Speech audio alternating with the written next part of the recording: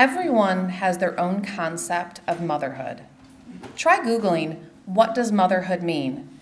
And you'll get answers like, it's in the heart of the beholder, a remembrance of the sacred, ultimate act of unconditional love, and my favorite, the state of being a mother.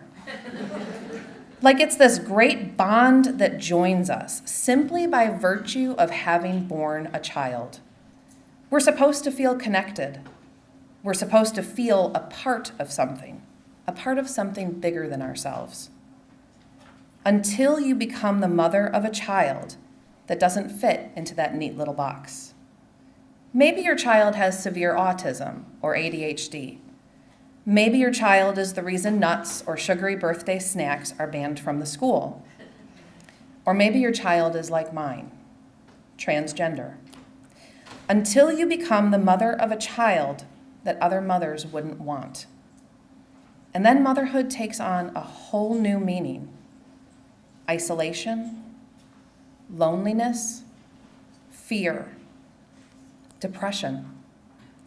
Cut off from that great big cesspool of feminine humanity. I felt apart, and I fell apart. There's an essay titled Welcome to Holland by Emily Perl Kingsley. It was written about raising a child with special needs. The essay compares having a child with special needs to planning a vacation to Italy. You've bought the guidebooks and made plans to see all the sights.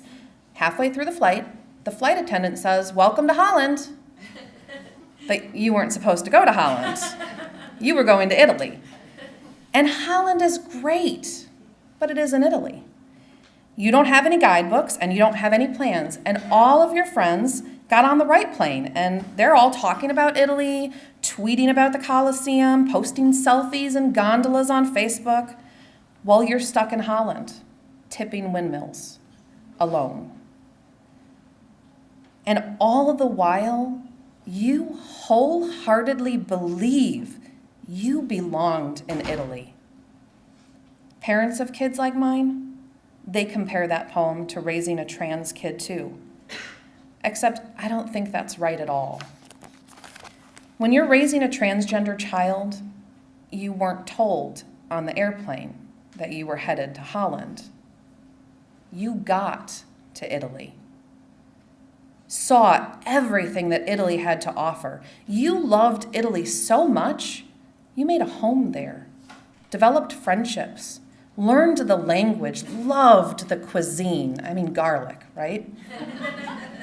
And then got dragged off in the middle of the night to somewhere else. I don't care where else, because it isn't Italy anymore. And when it happens, when you're suddenly stuck in the middle of Holland, you're pissed and confused and terrified because, oh my God, they eat something called soused herring. And you're utterly alone. It took standing up on a stage like this one last year and telling the world that my child was transgender for me to meet another person in this forsaken country that spoke the same language as me. Because you're not alone in Holland, or Italy, or even St. Louis. Motherhood has a funny way of making sure of that. I met Debbie Jackson, an advocate, activist, and fellow mom of a beautiful trans girl the same age as my son. And she introduced me to support groups and Facebook groups where I met other parents with trans kids. And through them, I learned to speak Dutch and to make Dutch pancakes and to walk around in those funny wooden shoes. They helped me understand that if I wanted to love and support my child unconditionally, I couldn't do it from Italy. We were all in Holland together. They've become my tribe, my family. And you know what? Holland sure is a beautiful place. Because motherhood really is a bond that joins us. Maybe not always in the way we think it will when we first become mothers, Maybe we have to be dropped in the middle of a strange country before we make the connections we're supposed to make. Maybe we have to love our children for who they are and not who we expect them to be before we can become a part of something bigger than ourselves. I've made my home in Holland, and my guest room is always open, no matter where you are in the world.